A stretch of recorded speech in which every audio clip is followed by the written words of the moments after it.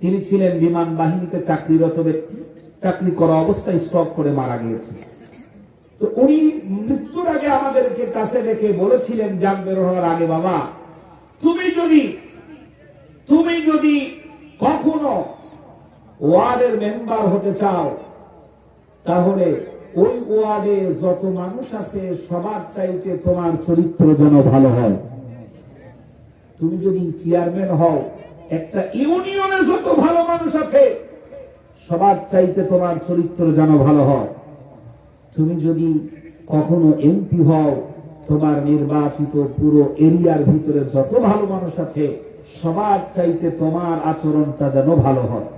তুমি যদি শিক্ষিত হও, তাম পৃথিবীর সব লেখাপড়া না জানা মানুষের চাইতে তোমার শব্দ চয়ন, তোমার আচরণ, তোমার ব্যবহার যেন সবার চাইতে ভালো হয়। তা যদি করতে না পারো, মেম্বার হওয়ার দরকার নাই, চেয়ারম্যান হওয়ার দরকার নাই, লেখাপড়াও করার দরকার নাই। কথা লোড বুঝতে পেরেছেন? আপনি যদি শিক্ষিত হন, তাহলে লেখাপড়া না জানা মানুষের আচরণের চাইতে যেন আপনার আচরণ ভালো হয়। বর্তমান সময় হয়ে গেছে এমন, শিক্ষিত ব্যক্তি বিএ পাস লোকও যে ভাষায় গালি দেয়, মাঠে যে থাকে সেও সেই একই ভাষায় গালি দেয়। কথা ঠিক? লেখাপড়া না জানা মানুষ যেই ভাষায় গালিগালাজ করে, মহিলাদের মধ্যেও এমন আছে না? আচ্ছা, আম্মা জানরা মাঝে মাঝে মনে মনে ভাববেন যে হুজুর খালি আমাদেরকে বলছে, কমিটি কি কিছু বলে দিয়েছে নাকি? এরকম কিছু নয়। আমার জানা মতো অনেক মহিলা আছে, লেখাপড়া জানে, শিক্ষিতা, ভদ্র ফ্যামিলির মেয়ে, অথচ এ বাড়িতে আসার পরে তার পদস্খলন এতটাই বেশি হয়েছে, মরে যাওয়া শ্বশুরকে ঝগড়ার মাধ্যমে কয়বার উঠায় আর কয়বার দাফন করে। কথা ঠিক আছে? এরকম না আল্লাহর ওলি সবাই? এজন্য আল্লাহ রাব্বুল আলামিন সাবধান করেছেন, মা ইয়ালফিযু মিন কাওলিন ইল্লা লাদাইহি রাকীবুন আতীদ। জোরে বলেন আল্লাহু আকবার। ওই ভোট দেওয়ার সময় একটা পর্দা টানায়া ছোট্ট একটা ঘর বানানো হলো, ওই ঘরের ভিতরে বুথ নাম দেওয়া হলো। এই বুথের ভিতরে তোমার হাতে একটা সিল, তোমার হাতে একটা পেপার, একটা কাগজ, এই কাগজে কয়েকটা সিল আছে, এর ভিতরে 10টা সিল দেওয়া আছে। এই 10টা সিলের ভিতরে একটা মাত্র সিল তুমি খুঁজে পাবে, যেই সিলওয়ালার লোকেরা আল্লাহর জমিনে আল্লাহর দ্বীন কায়েম করতে চায়। তুমি একজন মুসলিম, ফজরের নামাজ আদায় করেছো, কয়েকবার তাসবিহ তেলাওয়াত করেছো, বেশ কয়েকবার সুবহানাল্লাহ আলহামদুলিল্লাহ পড়েছো, আল্লাহুম্মা আজিরনা মিনান নার পড়েছো, আল্লাহুম্মা ইন্না আসআলুকা রিদাওয়াকা ওয়াল জান্নাহ পড়েছো, কতগুলি তেলাওয়াত করেছো।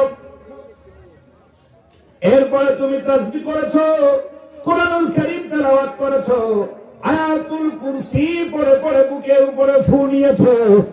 বারাকা অর্জন করতে চাও, 10টা 11টার সময় নির্বাচন কেন্দ্রে চলে গেলে, নির্বাচন কেন্দ্রে যাওয়ার পরে তোমার হাতে সিল ধরিয়ে দেওয়া হলো। এই সিলের ভিতরে যতগুলি সিল আছে তার ভিতরে একটা সিল দেওয়া আছে, যেটা যারা বলে আমরা মিজানি সাহেবের কথা প্রতিষ্ঠা করতে চাই না, আমরা মুজাহিদ সাহেবের কথা প্রতিষ্ঠা করতে চাই না, আমরা মীর কাসেমের কথা প্রতিষ্ঠা করতে চাই না, আমরা দেলোয়ার হোসেন সাইদির কথা প্রতিষ্ঠা করতে চাই না, কারোর কোন কথা আমাদের প্রতিষ্ঠা করার কোন সংকল্প নাই, এসা নাই, ইচ্ছা নাই। আমাদের শুধু একটা ইচ্ছা, জমিন আল্লাহর, মানুষের বানানো আইন চলবে না, আল্লাহর জমিনে আল্লাহর আইন যেন প্রতিষ্ঠা হয়ে যায়। তোমার কাগজের ভিতরে কাগজ, এই কাগজের ভিতরে একটা সিল আছে। তুমি জানো এই সিলওয়ালারা গণতন্ত্র চায় না, এই সিলওয়ালারা চায় আল্লাহর আইন। এই সিলওয়ালা যারা আল্লাহর আইন চাই, এটা দেখার পরে, জানার পরে, নামাজি হওয়ার পরেও সেখানে তোমার সিল মারতে পারলে না। পৃথিবীর কেউ তোমাকে দেখে নাই, দেখেছেন কে? এজন্য আল্লাহ বলেছেন, মা يلفظ من قول إلا لديه رقيب عتيد জোরে বলেন আল্লাহু আকবার। এটা রেকর্ড হবে নাকি হবে না? গণনা করে করে লেখা হবে। নির্বাচন চলছে, আমি মসজিদে নামাজ পড়তে গেছি জোহরের সময়। মাফ করবে, এই উত্তরবঙ্গের ঠান্ডা, উত্তরবঙ্গে থাকলাম প্রায় 20-22 দিন, ঠান্ডা ধরে গেছে। আল্লাহ রহম করেন, বলেন আমিন। সম্মানিত ভাইরা, একজন মুসল্লি আছে আমার এখানে, এই নাম কি? দাঁড়ান, কি নাম? এমদাদুল হক, চিনেন ওনারে? হ্যাঁ, উনি আমার মসজিদের মুসল্লি। বসেন। এখন জোহরের সময় সুন্নাত পড়ে বসে আছে,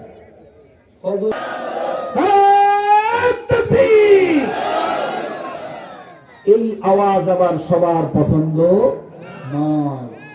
সম্মানিত ভাইরা, আমি আরো কিছু কথা বলবো, আপনাদের সময় আছে তো ইনশাআল্লাহ? আল্লাহ কবুল করেন, বলেন আমিন। জোরে বলেন আমিন।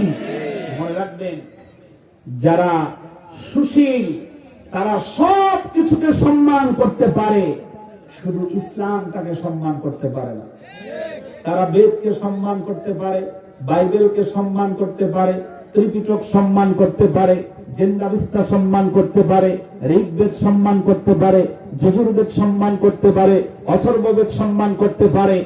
বাংলাদেশ সহ গোটা পৃথিবীর মুখে 83টা ধর্মীয় গ্রন্থ সবগুলো মাথায় করতে পারে। সবগুলোর কথা শুনলে তাদের গা জ্বলে না, গা জ্বলে শুধু আল্লাহর কোরআনের কথা শুনলে পড়ে। নামাজও পড়ে, নামাজও পড়ে। খ্রিস্টান ধর্মের কোন গুরু যদি আসে, মাথায় করে রাখে, রাষ্ট্রীয় মর্যাদা দেয়, আর কোরআনের পাখিকে 13টা বছর জেলখানার ভিতরে রেখে ধুকে ধুকে মরতে বাধ্য করে। নামাজও এই মাল দু একটা আছে না এখনো রংপুরে? আর ভাইরা, এজন্য আল্লাহ রাব্বুল আলামিন কোরআনুল কারীম দিয়েছেন, তোমরা তোমাদের বানানো আইন দিয়ে, বানানো সংবিধান দিয়ে শান্তি খোঁজো, এইভাবে কোনদিন কখনো শান্তি খুঁজে পাবা না।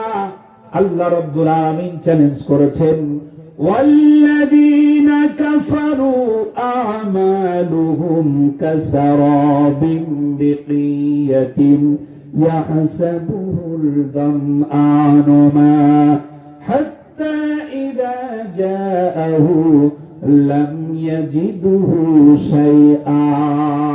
জোরে বলেন আল্লাহু আকবার। আল্লাহ রাব্বুল আলামিন বলেন, আল্লাহ রাব্বুল আলামিন বলেন,